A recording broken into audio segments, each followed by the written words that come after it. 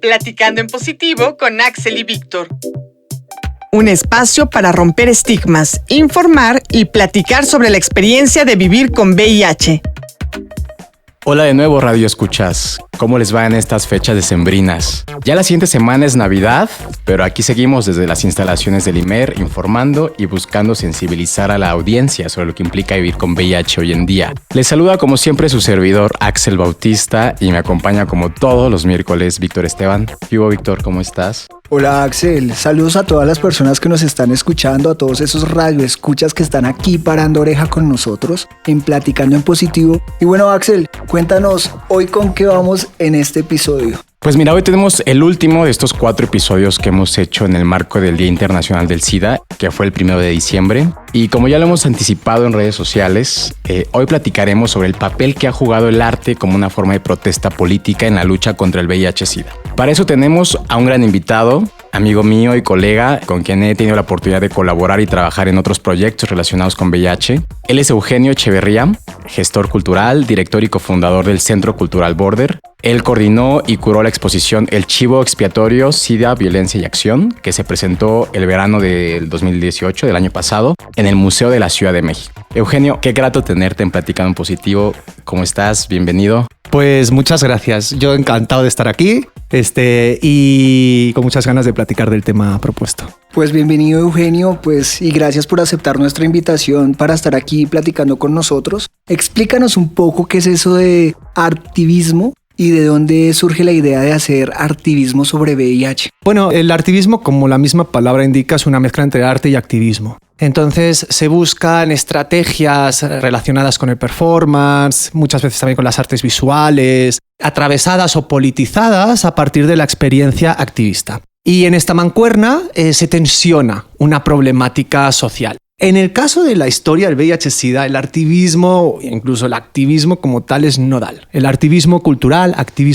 también, es imprescindible. No se puede entender la lucha contra el SIDA si no hablamos de activismo cultural. Tenemos, por ejemplo, y esto se desarrolla básicamente en las estrategias de ACT UP, Estados Unidos, ACT UP París, ACT UP Latino Caucus en Nueva York, que eran otras problemáticas que atravesaban, que no era solo la de los anglos. Y realmente la lucha contra el SIDA en los 80s, en los 90s, revolucionó la manera de hacer activismo de la sociedad civil. Muy ligado a lo que ya te preguntó Víctor, pues yo también me he cuestionado qué papel tiene el arte justo, precisamente como protesta política e incluso como protesta social, sobre todo en este marco del VIH-Sida, ¿no? ¿Hace una transformación o es solo una protesta más o busca hacer alguna incidencia dentro de la sociedad? ¿Cuál es el papel del arte en ese activismo? Yo creo que el papel del arte fue principal porque fue lo que permitió socializar las problemáticas de la comunidad principalmente afectada. En esa época recuerden que estaba el discurso de las 4 H's, ¿no? ¿Qué significa? Eran los homosexuales, haitianos, hemofílicos y heroinómanos. Aquí el tema de la heroína fue todo un issue en el norte del país, en la frontera, porque había mucho consumo de drogas inyectables. Pero aquí el principal problema, al principio de la crisis, fue por transmisión sanguínea asociada a los bancos de sangre ilegales. Más que ilegales, no regulados. Pero eso es que no existía una regulación. Pero bueno, me estoy yendo del tema. En realidad, el tema del arte es nodal porque es lo que permitió llevar la protesta a las grandes instituciones culturales, porque las otras grandes instituciones legislativas, políticas, de comunicación, no querían abordar el tema si no era desde la estigmatización. Entonces, el único campo institucional donde se pudo construir un discurso contrario al de la estigmatización fue en los medios artísticos y en los medios culturales. Estoy hablando de museos con estas exposiciones para recaudar fondos, conciertos con estas exposiciones de cantantes, También arte en la vía pública, salían discos. ¿Sí me explico? Había como mucho teatro al respecto también, poesía, literatura, mucha literatura también. Entonces fue el principal campo de batalla. Con respecto a lo que estás diciendo, yo considero que el arte es un proceso creativo donde siempre está jugando la subjetividad, ¿no? Entonces, ¿cómo hacer que el arte relacionado al VIH no reproduzca imaginarios o representaciones negativas? Como por ejemplo, un artista podría exponer una serie de fotos sobre personas que viven con VIH y sus diferentes etapas. Hablemos desde el inicio de la epidemia. ¿Cómo hacer para que esos imaginarios de aquella persona que admira esa obra, no se reproduzcan y entiendan realmente el mensaje que quiere dar el artista? Esa es una pregunta súper interesante porque en realidad cuando uno reproduce estereotipos, produce dogmas, muchas veces no se da cuenta que los está reproduciendo porque están tan interiorizados que no puedes decolonizar tu mirada. Y muchas veces tu mirada forma parte de lo sistémico. Entonces reproduces esos estereotipos.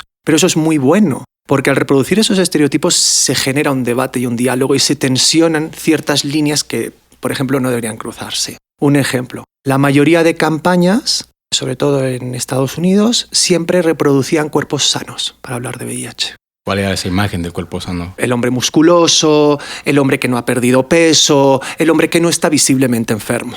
Por ejemplo, aquí, Taller de Documentación Visual, una de sus piezas más famosas de este colectivo artístico que trabajó mucho en ese contexto de lucha antisida fue el de un hombre abrazando a su pareja ya en estado terminal, con un cuerpo extremadamente delgado, ese rostro que todos reconocemos como el rostro del VIH, ese rostro chupado, con esto sumido. Entonces, claro, ¿cuáles son los estereotipos que sí, que no, que ganamos y que perdemos? Y luego, cuando hay proyectos que pretenden hacer esas lecturas paternalistas y que finalmente muchas veces están reproduciendo esos estereotipos, muchas veces la misma comunidad salta y pone límites, entonces se genera un debate. Entonces el arte tiene derecho a cualquier tipo de expresión y lo interesante a veces no es solo qué reproduce el arte, sino qué genera alrededor en términos de discusión, debate y tensiones. Y la crítica, ¿no? Porque digamos que el arte siempre está expuesto a eso, a la crítica. Sí. Y digamos que en ese sentido nos gustaría que nos contaras sobre esa idea de la exposición sobre el chivo expiatorio, ¿no?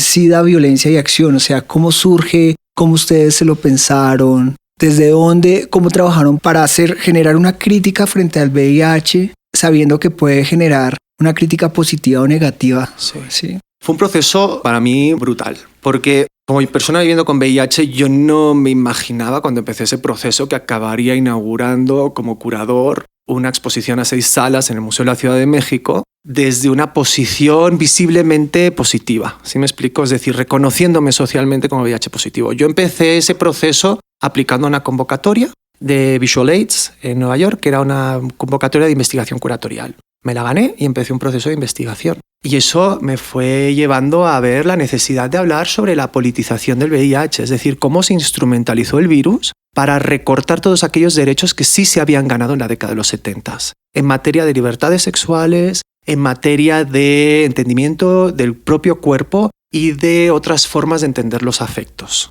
Y los 80s, a partir del SIDA, sirvió a los grupos antiderecho, grupos pro vida, extrema derecha, una gran excusa para regresar al closet a toda la comunidad LGBT y no solo regresarla, impregnar sus cuerpos de asco.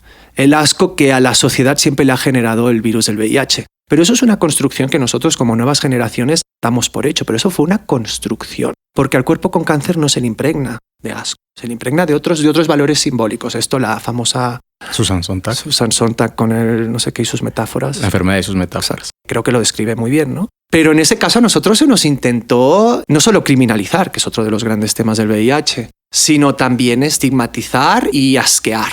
Justamente cuando se presentó el chivo expiatorio, una de las cosas que a mí me interesó fue que intentase trabajar con artistas plásticos y también algunos escritores de América Latina que abordaran precisamente la temática de VIH. O sea, ¿por qué esa presencia latinoamericana? Bueno, en realidad la expo se enfoca principalmente en México. Pero sí es cierto que en el transcurso del seminario trabajamos mucho desde autores de América Latina, también porque una de las obras de referencia era Viajes virales de Lina Meruane y hacía un recorrido muy interesante por diversos autores latinoamericanos, desde Olemebel, Reinaldo Arenas, Mario Bellatín, unos con VIH, otros no, pero que relataban las problemáticas derivadas del VIH atravesado por una cuestión anticolonialista, por así decirlo. Me parecía una postura muy interesante porque se aleja de la visión eurocéntrica o anglocéntrica sobre las narrativas del VIH. Y las narrativas aquí son otras. Muchas gracias por haber estado aquí en el programa. El tiempo ya lo tienes muy encima y es momento de ir cerrando. ¿Te gustaría dar unas palabras de despedida a nuestros radioescuchas? Lo que les invitaría es que se descarguen el catálogo de la exposición si les interesa, porque ahí vienen muchísimos artistas mexicanos que han trabajado desde posiciones VIH positivas. Parece interesante y eso lo pueden encontrar en border.com.mx.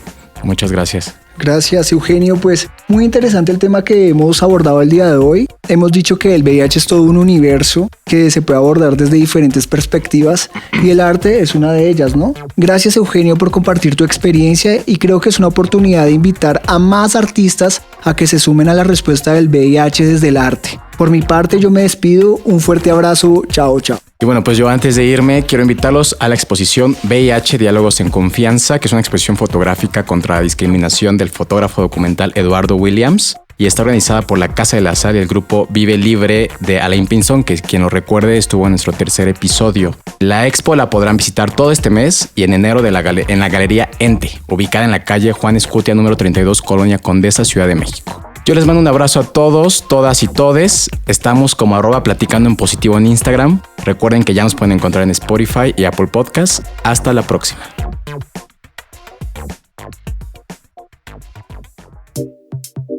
Te esperamos en la siguiente emisión, Platicando en Positivo con Axel y Víctor. Un espacio para romper estigmas, informar y platicar sobre la experiencia de vivir con VIH.